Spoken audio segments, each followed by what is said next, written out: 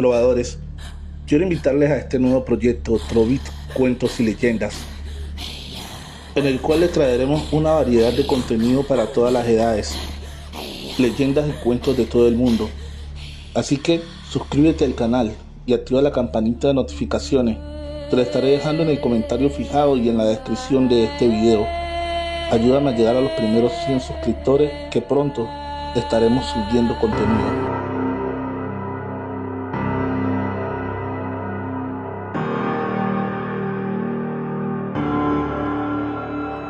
Procesión, escrito por Anaís Veloz. Historias macabras para no dormir. ¿Cómo contarte lo que ni yo misma puedo creer hasta la fecha? Y es que el solo recordarlo me sigue pareciendo imposible. A mediados del año pasado llegó a vivir a mi casa Tania, la mejor amiga de mi hermana, debido a que toda su familia había resultado con COVID. Para ser honesta, ella siempre me había dado un poco de miedo, ya que siempre hablaba sobre energías, espíritus y cosas esotéricas. Temas que a mi madre y hermana les encanta escuchar. Antes de que ella llegara me advirtieron que tenía que ser amable con ella, pues estaba pasando por una situación bastante difícil. Yo acepté a regañadientes y me fui a mi habitación. Pero juro que al escuchar que tocaban la puerta, la piel se me erizó totalmente y enseguida supe que era Tania. Supuse que estaría destrozada por lo que estaba pasando en su familia, pero me sorprendió bastante verla tranquila, como si todo estuviera bien. Después de agradecernos dejarla quedar en casa, Tania y mi hermana Julia se fueron a su habitación. Mis dos perritos estaban demasiado inquietos y cansada de escucharlos ladrar. Fui con mi madre bastante molesta, pues tenía bastante tarea y semejante escándalo me impedía concentrarme. Mi madre trataba de calmarme, diciendo que solo sería un par de días, que fuera paciente y que solo era cuestión de que los perros se acostumbraran a ella. Pero había algo más. El ambiente estaba demasiado tenso y nadie lo podía notar. Nadie excepto yo, claro estaba. A la hora de la cena las cosas se comenzaron a poner bastante horribles, pues de repente las luces comenzaron a bajar y a subir su tonalidad. Al verme mi madre asustada, dijo que era muy probable que hubiera una falla de electricidad, a lo que rápidamente la interrumpió Tania y dijo: «Se equivoca, señora. Esto no tiene que ver nada con fallas eléctricas. Lo que sucede es que viene una procesión cerca, y al parecer son bastantes, pues siento su energía bastante pesada». «¿Pero de qué demonios estás hablando?», le respondí bastante nerviosa.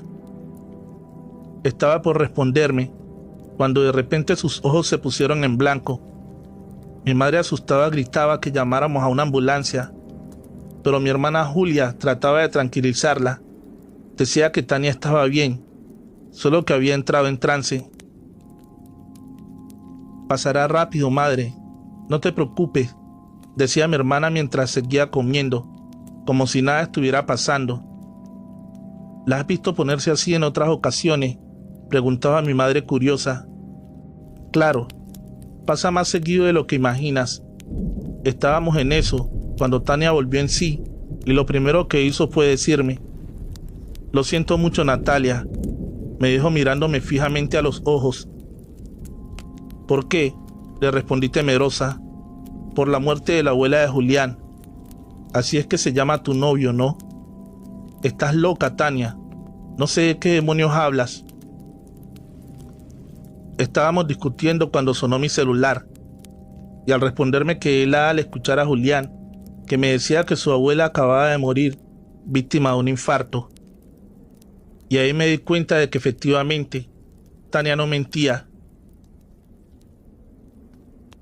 Me encontraba tan sorprendida al escuchar aquello que mi madre me pidió que me sentara porque temía que me fuera a desmayar.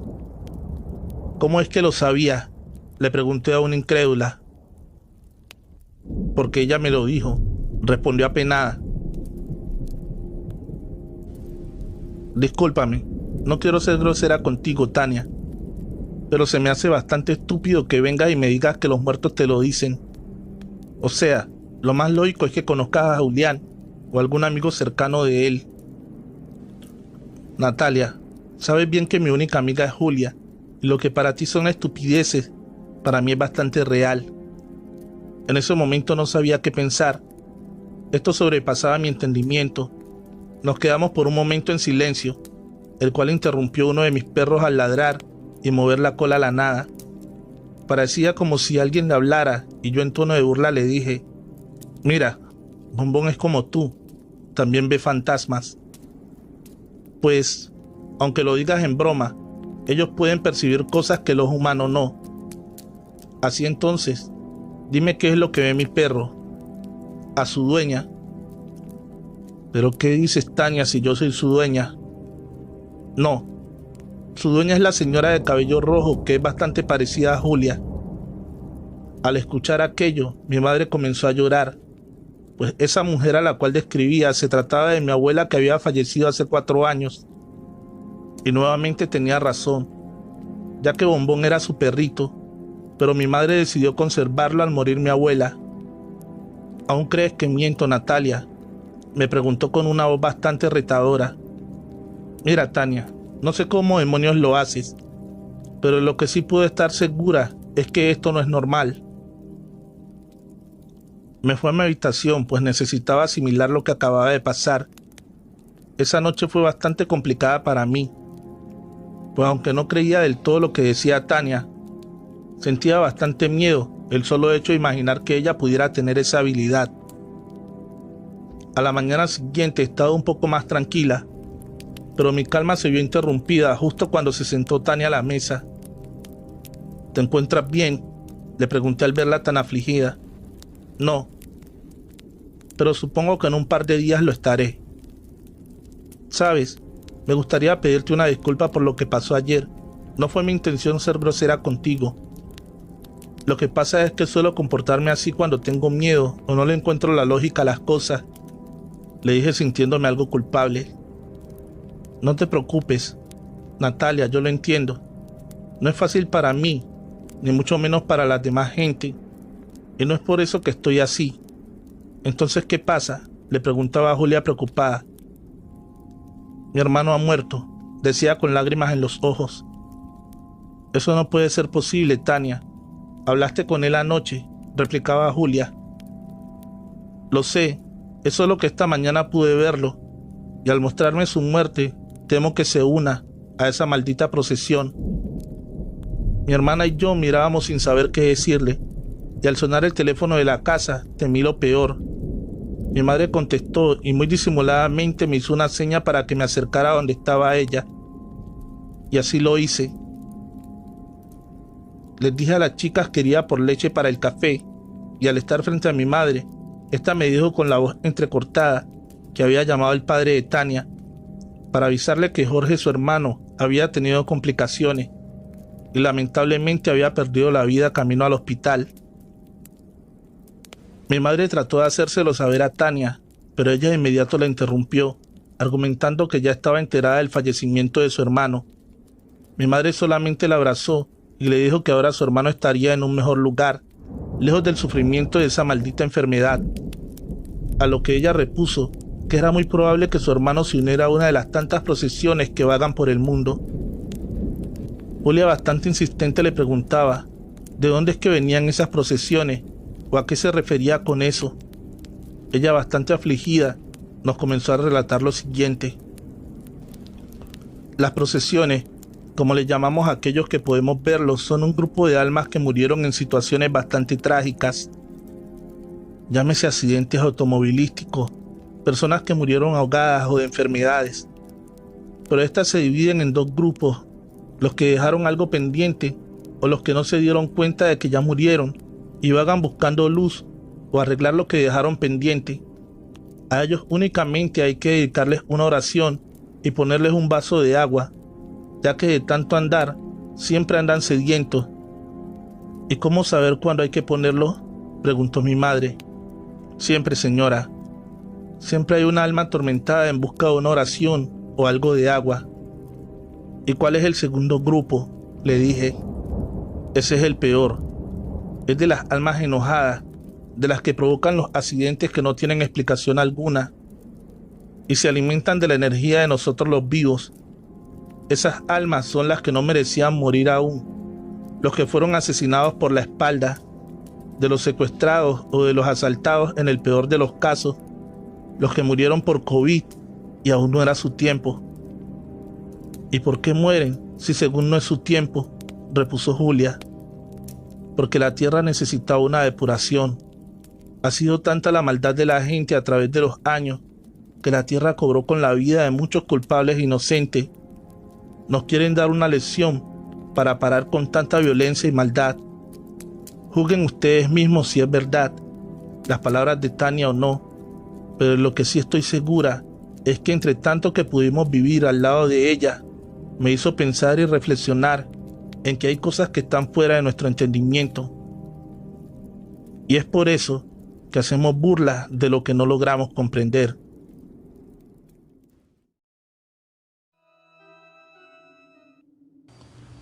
Entrevista de trabajo, escrito por Anaís Veloz. No querrás que te lo cuente.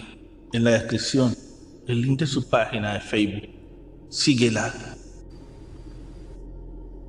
Nunca imaginé que mi vida cambiaría en un abrir y cerrar de ojos. Habían cerrado la maquilladora donde llevaba casi 3 años trabajando, y como yo solía ser el sustento de mi madre, necesitaba encontrar algo rápido. Mi amigo Memo me dijo que habían visto un anuncio en Facebook donde solicitaban guardias de seguridad. La paga era muy buena, pues decía que eran más de 2,000 pesos por semana. A mí se me hizo bastante extraño, porque era bastante dinero para lo que teníamos que hacer. Aparte de ser cierto, no creía que hubiera aún vacantes. Él dijo que no me desanimara, que por las dudas él mandaría mensaje y me avisaría de inmediato. Así que después de dejarlo en su casa, yo me dirigí a la mía para darle las malas noticias a mi madre. Aún no llegaba cuando me marcó Memo. Francisco, ya chingamos, amigo. Mañana tenemos la entrevista de trabajo a las 8 de la mañana, me decía lleno de ilusión. ¿Estás seguro, Memo?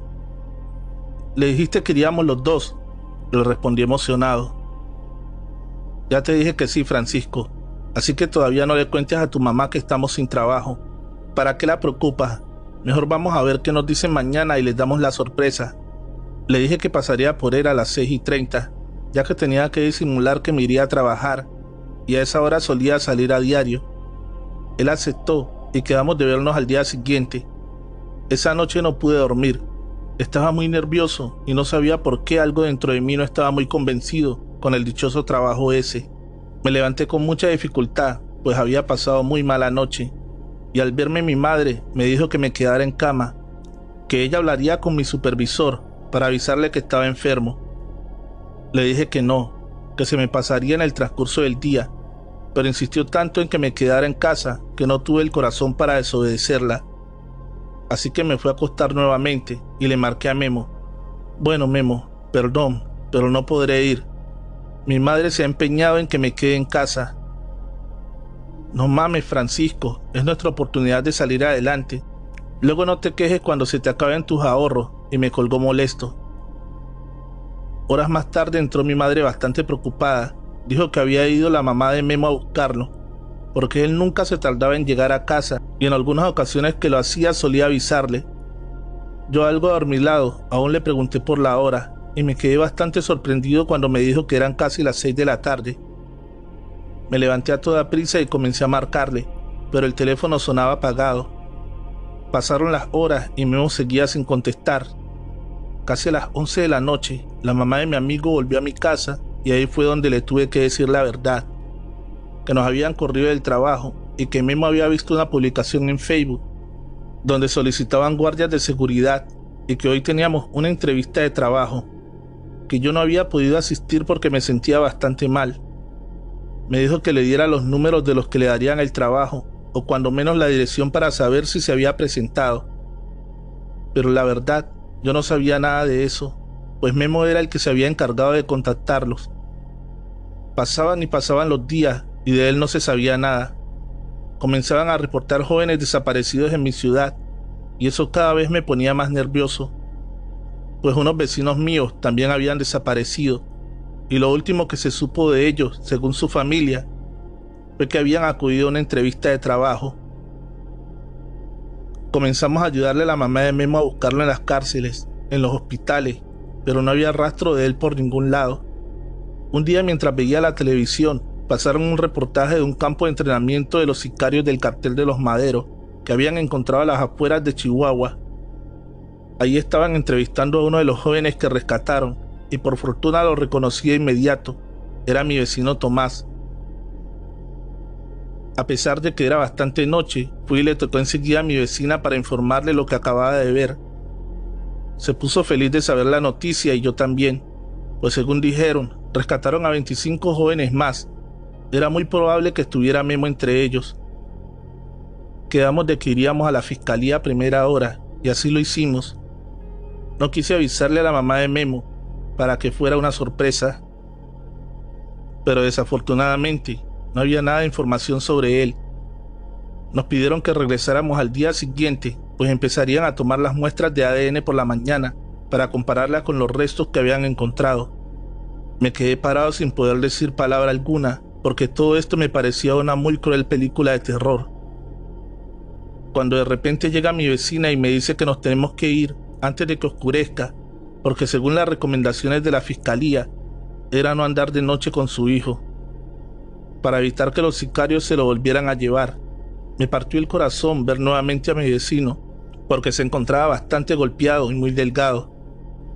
Al llegar a casa, mientras mi vecina le preparaba la cena, le pregunté que si en ese campamento había visto a Memo, ya que ellos habían desaparecido 2 días después, y él me dijo entre llantos: sí lo vi, Francisco, pero no quiero hablar de eso. No me obligues a recordarlo. Tomás, sé que no ha sido fácil por lo que has tenido que pasar, pero gracias a Dios tú ya estás en casa, y la mamá de Memo aún tiene la ilusión de encontrarlo. Tienes que ayudarnos.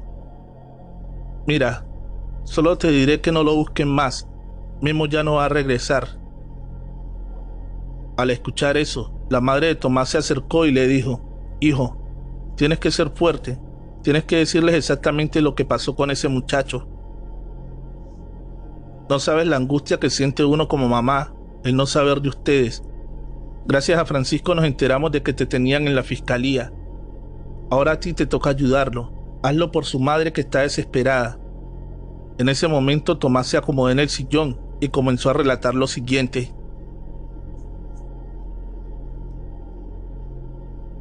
Mira, yo vi el anuncio en Facebook y la verdad lo primero que me llamó la atención, para ser honesto, fue la paga.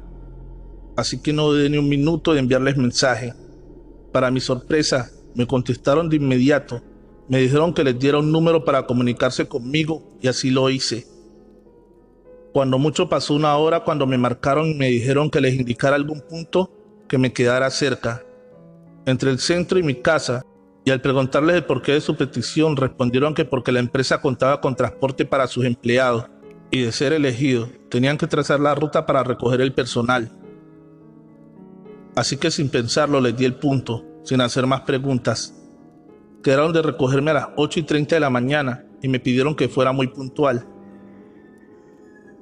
y que llevara ropa cómoda porque nos harían un examen físico. En ese momento Tomás comenzó a llorar. Después de darle algunos minutos para que se tranquilizara, procedió con su relato. Llegaron puntuales al punto de encuentro donde habíamos acordado el día anterior. Lo único extraño que noté fue que llegaron en una camioneta de caja y no como las que suelen usar los que transportan personal. Le presté mucha atención y me subí ahí. Ya venían 4 chicos más. Anduvimos por toda la ciudad recogiendo a otros chicos hasta que se nos dieron las 11 de la mañana. Cuando de repente agarramos carretera, yo empecé a ponerme bastante nervioso, porque uno de los jóvenes comenzó a pegarle en el vidrio, pero estos no se paraban. Comenzamos a hablar entre nosotros y acordamos que al llegar al sitio donde nos llevarían, nos bajaríamos corriendo, pero que lejos estábamos de todo eso, pues al llegar al lugar de destino, nos encontramos con varios hombres armados. Uno de los que venían conmigo pegó un brinco y comenzó a correr sin rumbo fijo, cuando el que iba manejando la camioneta comienza a dispararle en repetidas ocasiones hasta quedar tirado en el suelo. A ver, cabrones, nos dijo uno que estaba al mando, ya valieron madre. Entréguenme todos sus celulares, Nos decía mientras pasaban otros dos revisándonos todo. Aquí les tiene que quedar algo muy claro. El que se las dé de valiente, lo mato. El que quiera pasarse de listo, lo mato. De ahora en adelante ustedes trabajan para el cartel de los maderos. ¿Hay alguien que no quiere estar aquí? Todos estábamos callados. Nadie respondía por temor a lo que habíamos visto minutos antes. Aquí vienen a chingarle y a dar la vida por su patrón, ¿me entienden? Vayan y traigan esos palos para que empiecen a hacer sus casas, nos dijo señalando una pila de tablas. Y al caminar por ella descubrí que detrás de esa pila de tablas estaban dos jóvenes desnudos colgados de un árbol. Creí que estaban muertos hasta que uno comenzó a quejarse. Y lo peor no fue ver en las condiciones en las que estaban, fue ver de quién se trataba. Al acercarme para auxiliarlo me di cuenta que era Memo. A pesar de que estaba con la cara desfigurada, pude ver el tatuaje que días atrás se había hecho con mi primo el Güero. Memo, ¿eres tú?, le decía susurrado. Tomás, ayúdame, por favor, me decía. No sabía qué hacer o cómo ayudarlo. El resto de los muchachos solo se quedaban mirándonos sin poder hacer nada. Eso provocó que los sicarios fueran de inmediato a ver qué era lo que estaba pasando, y uno de ellos nos dijo: miren, hijos de la chingada, véanlos bien, porque es lo que les va a pasar si se quieren escapar. Sacó un cuchillo y comenzó a cortarle los genitales a ambos. Estos comenzaron a gritar de dolor, y al caer su miembro, ese maldito se los puso en su boca para que dejaran de gritar. Después de un rato sacó su pistola y les dio un tiro en la cabeza a cada uno, provocándoles la muerte. Nos ordenó que los bajáramos y los comenzáramos a destazar. Nos dieron un par de cuchillos e improvisamos una mesa para comenzar a cortar. Uno de los muchachos se negó a hacerlo, así que el hombre que había asesinado a Memo dijo que serían 3 los que cortaríamos y no 2. Al voltearlo a ver sorprendidos, este desenfundó su pistola y le dio 4 balazos al chico. Te juro que no quería hacerlo, me decía entre lágrimas, pero tenía miedo. Lo sé, Tomás, le decía para tratar de consolarlo. ¿Y qué hicieron con los cuerpos? Después de cortarlos, nos obligaron a comerlos. Yo me vomité en 2 ocasiones y esto provocó que me golpearan hasta desmayarme. Cuando desperté, estaba al lado de los restos de Memo. Me levanté de inmediato y la mayoría dormía, así que para evitar recibir una segunda golpiza, me fui a acomodar donde estaba el resto de mis compañeros. Los siguientes días no fueron mejores, porque nos despertaban a las 4:30 de la mañana a descargar camiones que llegaban con marihuana o cristal. Después teníamos que pesar y empaquetar. Seguido de eso, nos hacían correr por el monte durante horas sin agua ni comida. También nos hacían pelear entre nosotros para su diversión. ¿Y nunca les daban de comer?, le pregunté curioso. Sí, nos daban una sopa instantánea en la noche, y cada que había muerto era 1 o 2 pedazos de carne. ¿Cómo se tenían que comer a sus compañeros, Tomás?, le dije sorprendido. No solo a los compañeros, también a los contras que agarraban. Después de torturarlos, era regla que debíamos comer un pedazo de ellos. Según decían, eso nos volvería inmortales. Pero qué fregado, eso nos provocaba fuertes dolores de estómago y vómitos continuos. Un día llegaron con más de 100 pollos asados, ya que éramos bastantes en el campamento porque diario llegaban camionetas llenas de jóvenes ingenuos como nosotros. Ese día comíamos de lo mejor: pollo, carne, cerveza. Incluso llevaron 10 mujeres para todos los que estábamos ahí. No creo que fueran prostitutas, porque también las tenían bien golpeadas. Aparte las amarraron de las manos a unos postes. Clavaron unos palos en el suelo donde les amarraron los pies para que los tuvieran abiertos. Y allá abusaban de ellas las veces que quisieran esos malditos desgraciados. Tomás, ¿tú tuviste algo que ver con alguna mujer de esas? ¿Cómo se te ocurre, Francisco, si lo único que provocaba eran todo menos atracción sexual? 2 de las muchachas se murieron en el acto, pero los jefes estaban tan drogados que eso les importó poco. Otros de los muchachos que ya llevaban más tiempo que yo, de inmediato hicieron fila para estar a la par de ellos. Era una locura. Tenían más fila las 2 chicas muertas que las 8 que seguían con vida. Yo me fui a dormir cerca de las 10 de la noche, porque todo ese ambiente me tenía asqueado. Me quedé profundamente dormido Yo supongo que era por todo lo que había comido, y cerca de las 6 de la mañana, un compañero me despertó exaltado. «Levántese, compa, que ya nos vamos», me decía. Yo aún adormilado le preguntaba que a dónde. «Vamos a tener un enfrentamiento en Camargo, y dicen que si salimos con vida, nos van a dejar irnos a nuestras casas. Así que hay que darnos con todo», me decía mientras me ayudaba a ponerme de pie. Yo no creía que fuera posible, pero necesitaba aferrarme a algo para soportar esa vida de mierda. Nos comenzaron a acomodar en las diferentes camionetas y para mi mala suerte, me había tocado en la camioneta del maldito que había matado a Memo. Aunque ese fue el motivo por el cual sigo con vida. Todo el camino me fui muerto del miedo, más que por el enfrentamiento. Era por las personas que iban conmigo. Nosotros íbamos al frente de las 22 camionetas que llevábamos. Pero justo 15 minutos antes de llegar a Camargo, comenzamos a quedarnos atrás, hasta perderlos de vista por completo. Nos metimos a un oso, donde tardamos casi media hora, hasta que volvimos a tomar camino. Al llegar vimos que las cosas estaban feas, pues de los 70 que íbamos, solo 10 quedaron con vida. Al ver eso, emprendimos la huida porque comenzaron a dispararnos. Ahí me di cuenta de lo cobardes que en verdad eran. Llegamos nuevamente al campamento y me sorprendió bastante que hubieran varios nuevos. Sentí pena, pues sabía lo que les esperaba. Estábamos trabajando como siempre, cuando comenzaron a escucharse unos helicópteros y escuchamos que gritaban. «Nos cayeron», cuando de inmediato nos tiramos al piso al escuchar tremenda balacera. Entraron los soldados a toda prisa, y uno de los que nos tenía ahí se hizo pasar por secuestrado. Después de que nos sacaron de ahí, pude ver que la mayoría fueron abatidos a mano del ejército. Ya cuando nos trasladaban, me acerqué a uno de los soldados y le dije que ese no era secuestrado, sino uno de ellos. Le empecé a relatar a todo lo que fuimos obligados. Le pusieron una santa golpiza frente a nosotros y el soldado me permitió darle uno que otro golpe. Por eso es que te digo, Francisco, que ya no busquen más a Memo. Creo que merece ser enterrado con dignidad», dijo su madre. Así que gracias a Tomás fueron encontrados los restos de varios jóvenes y pudieron regresar a casa. Y solo les doy un consejo: cuidado con las tentadoras ofertas de trabajo. No vaya a ser que te pase lo mismo que a estos jóvenes. Recuerda que la mejor forma de apoyar este canal es dejando un like y un bonito comentario. Suscríbete y activa la campanita de notificaciones. La voz del amor, escrito por Anaí Veloz. Historias macabras para no dormir. Habíamos planeado unas merecidas vacaciones, mi esposo y yo. Por fin me cumpliría mi tan anhelado sueño de conocer el mar. El gran día llegó. Viajaríamos por la noche para estar a primera hora, pero había algo que me tenía preocupada. Era como un raro presentimiento que me estaba haciendo arrepentirme.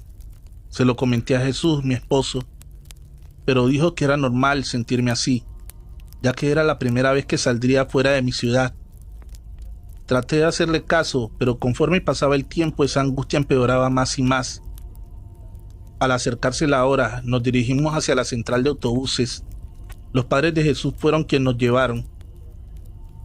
Al despedirnos, recuerdo bien que le dijo su madre que sería mejor posponer el viaje, ya que su corazón de madre le decía que no era buena idea. Mi esposo la abrazó y besó, y dijo que regresaría con un poco más bronceado, que buena falta le hacía. Nos despedimos y abordamos el autobús. Salimos a las 8:30 de allá. Durante un rato estuvimos platicando y bromeando, pero cerca de las 11 de la noche nos quedamos dormidos, hasta que nos despertaron los gritos y un ruido que casi de inmediato me ensordeció. Pude ver levemente por la ventanilla cómo se desboronaba un cerro por donde íbamos pasando. Todo era tan confuso: cuerpos, vidrios, piedras, fierros volaban por enfrente mío. Realmente parecía que todo pasaba en cámara lenta. No sé cuánto duró todo eso, porque en ese momento pierdes por completo la noción del tiempo. Solo recuerdo que cuando desperté, pude ver mi brazo, o lo que quedaba de brazo, bajo una gran piedra. No sentía dolor, solo sentía pavor al ver a metros de mí parte de mi muñeca. Sabía que era mía porque tenía el anillo de compromiso con la piedra azul turquesa que había mandado a hacer Jesús. especialmente para mí. Traté de moverme, pero no sentía mi cuerpo. No sabía qué pasaba.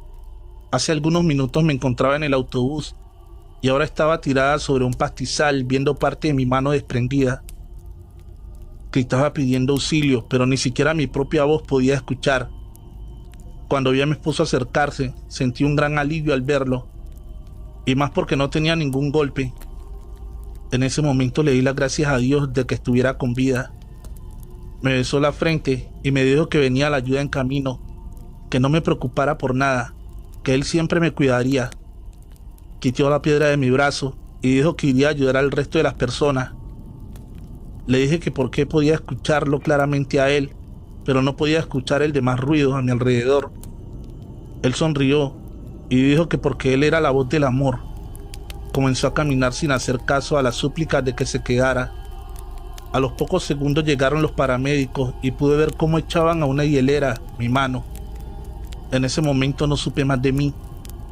Cuando desperté estaba en el hospital. Allí estaba mi madre conmigo. Se veía bastante cansada, pero su rostro cambió al escuchar que la llamaba. Hija, por fin despertaste, y me decía llorando. Estaba muy confundida y sentía mucho dolor. Después de que vieran los doctores y me aplicaran algo de medicamento, mi madre me contó que había estado en coma por más de 2 meses, que estaban perdiendo la esperanza de que pudiera despertar. Ese día recibí las 2 peores noticias de mi vida.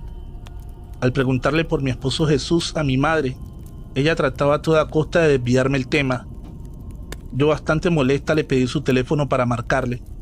Él debía saber que estaba bien. Al darme el teléfono mi madre, y al quererlo agarrar, no pude evitar gritar, al ver que en vez de mano, era solo un muñón cubierto de vendas. Mi mano, mamá. ¿Dónde está mi mano? Hija, todo estará bien. Tienes que calmarte. Lamentablemente, la perdiste en el accidente. Los médicos hicieron todo lo posible por salvártela, pero fue imposible. Estaban demasiado dañados los tejidos.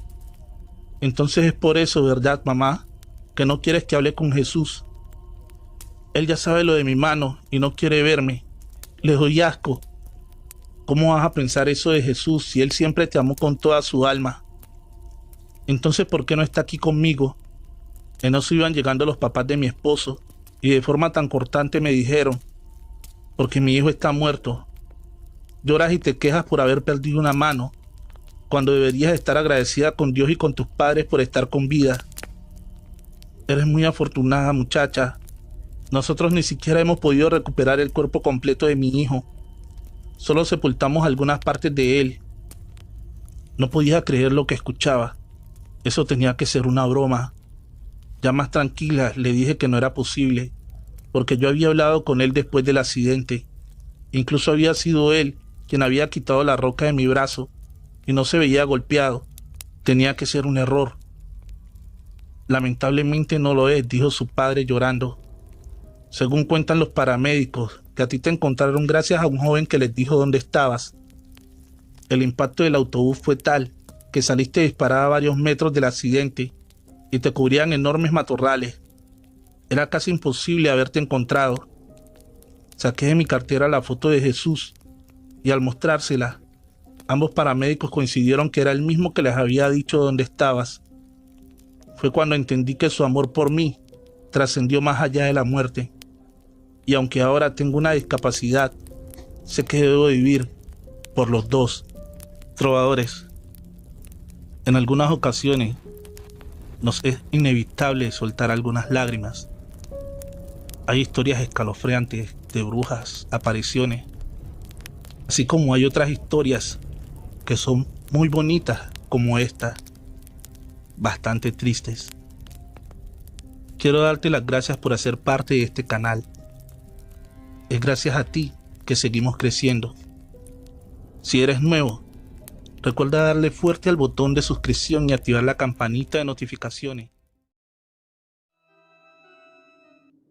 Búsqueda implacable. Escrito por Anaís Veloz. Historias macabras para no dormir. Hola, mi nombre es Cristina y soy parte de un grupo de búsqueda de personas desaparecidas que mi padre formó. Cuando desapareció mi hermana Regina hace 9 años, el día que esos malditos se llevaron a mi hermana, se llevaron una parte de cada miembro de mi familia. La buscamos día y noche, pero ella no aparecía. Pedimos ayuda a la policía, pero siempre se nos negó, argumentando que teníamos que esperar, que era muy probable que se hubiera ido de fiesta o con el novio. Pero ¿cómo era posible que nos dijeran eso?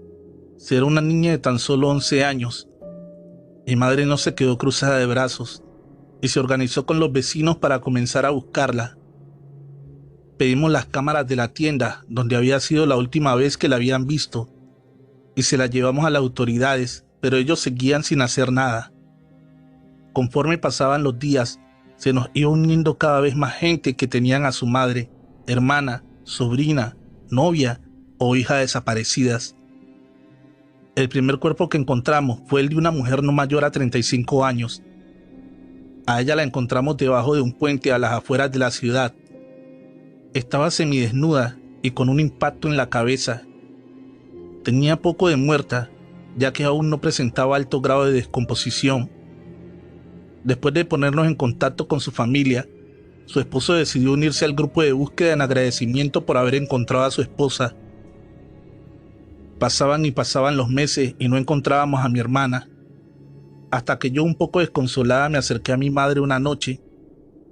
Ella preparaba las mochilas con agua y algo de comida para salir a la mañana siguiente muy temprano, a reiniciar la búsqueda, ya que vendrían 4 grupos de búsqueda de otros estados a ayudar a encontrar a mi hermana y al resto de las chicas.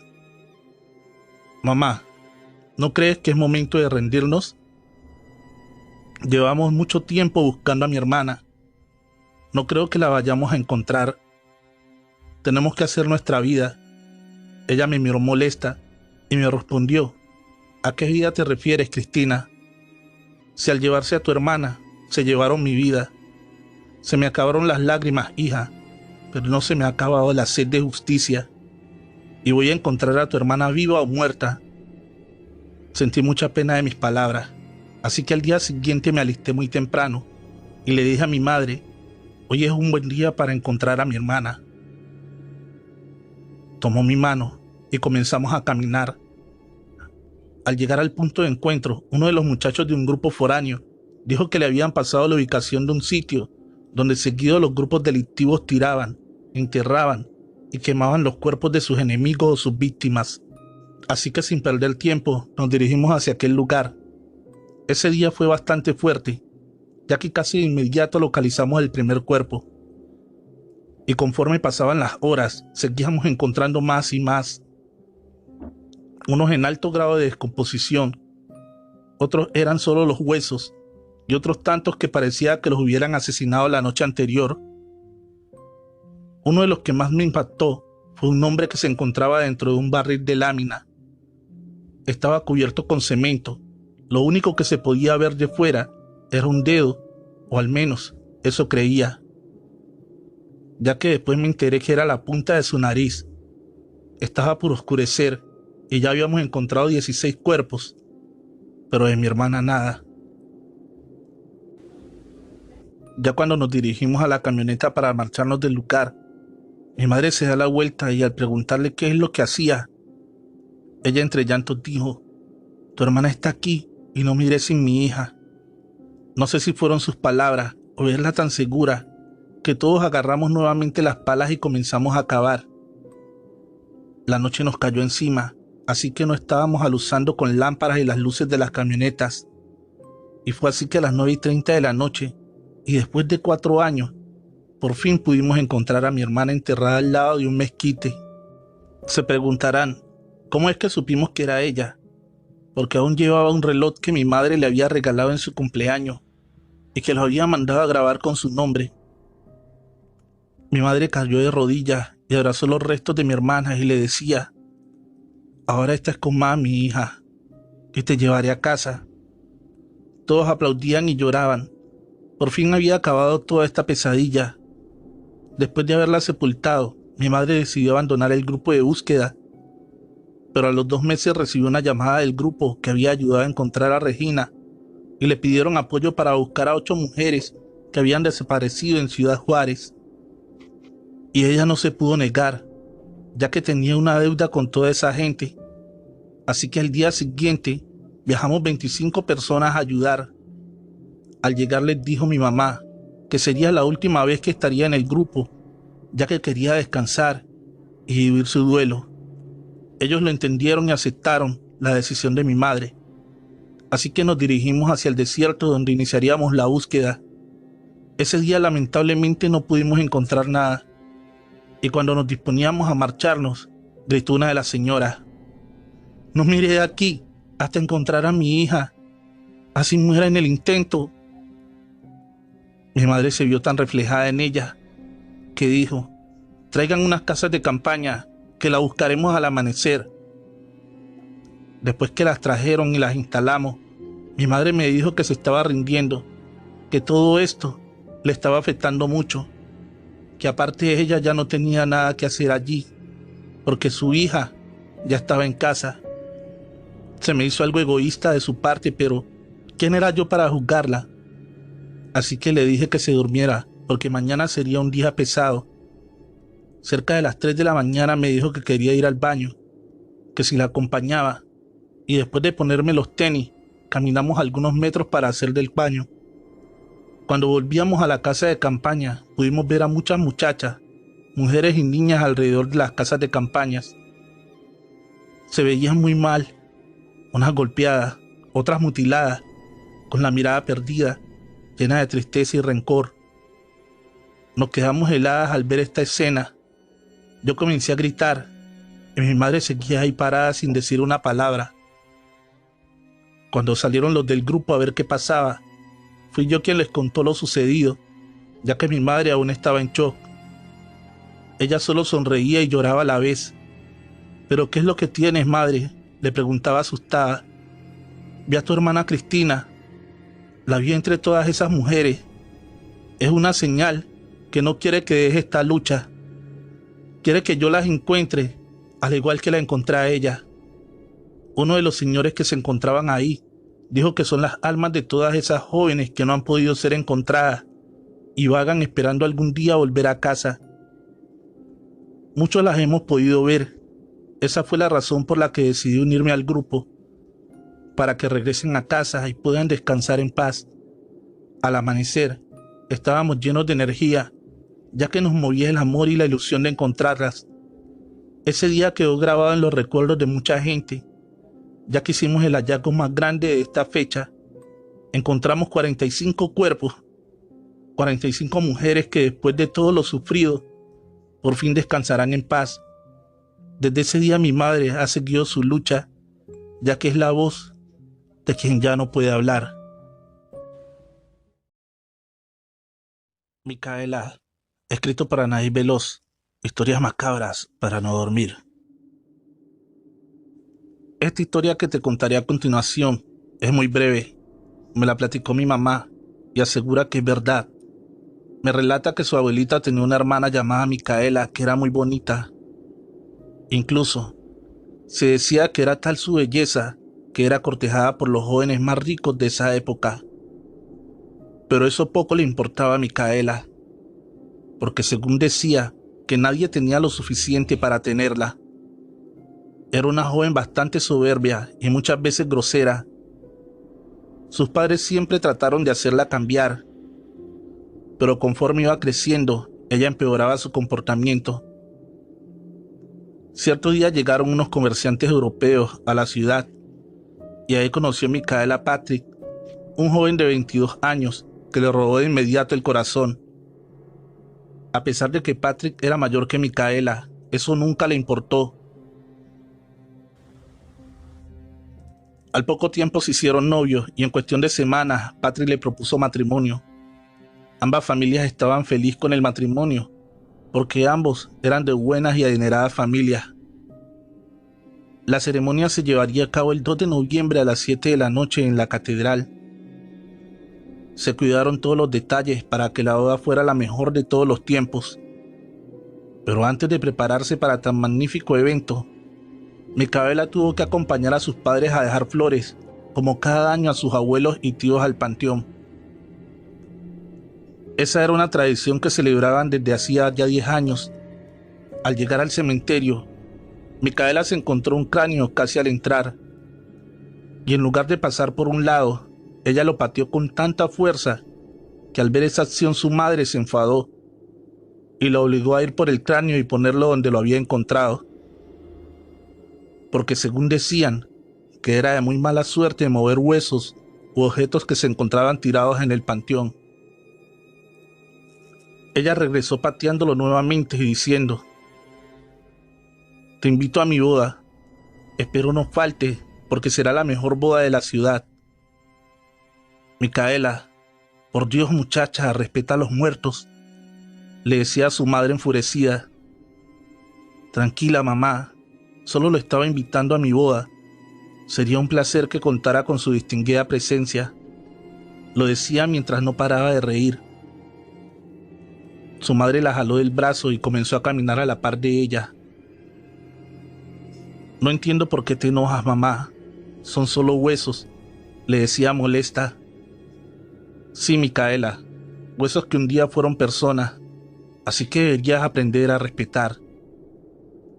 Después de dejar las flores, comenzaron a hacer oración por el eterno descanso de sus almas y se sentaron alrededor de las tumbas para recordar historias que habían vivido con los ahora difuntos. Cuando Micaela voltea de repente al escuchar murmullos cerca y se da cuenta de que había unas personas que llevaban un gran ramo de rosas rojas que pusieron sobre una tumba, Micaela quedó encantada con tales flores y después de esperar a que se fueran, esta a toda prisa se acercó a cortar 4 rosas que escondió entre sus ropas para evitar que su madre las viera. Estaba por guardar la última cuando la madre le gritó que se hacía tarde para la boda. Estaban terminando de arreglar a Micaela cuando ésta le pide que le coloque en el cabello una de las rosas que minutos atrás había robado de la tumba. Realmente aquella rosa le dio el toque perfecto. Se veía más hermosa aún. Listos todos se fueron para la iglesia. Todo el mundo quedó asombrado ante su belleza. Caminaba hacia el altar cuando hubo algo que le llamó bastante la atención. En primera fila estaba un hombre bastante extraño, ya que su piel era demasiado pálida y tenía unas ojeras bastante pronunciadas. Se veía muy elegante, solo que su traje estaba bastante cubierto de polvo. Al lado de él se encontraba una mujer de igual aspecto. Supuso que eran familia por la tonalidad de piel y creyó que eran amigos de Patrick, su ahora esposo. No le dio mucha importancia a eso. Cuando salieron de misa, la gente comenzó a amontonarse para felicitar a los recién casados, y al acercarse el tipo y la mujer a abrazarla, pudo sentir su cuerpo bastante frío. Estaba por preguntarles quiénes eran cuando de repente los perdió de vista. Ya en el salón estaba la fiesta en pleno apogeo. Cuando anuncian que se llevaría a cabo el famosísimo baile del billete, ahí fue donde la primera que se acercó a Micaela fue la mujer.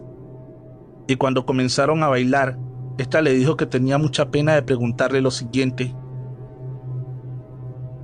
Disculpa, no quiero sonar grosera, pero ¿me ayudarías a recordar de dónde nos conocemos?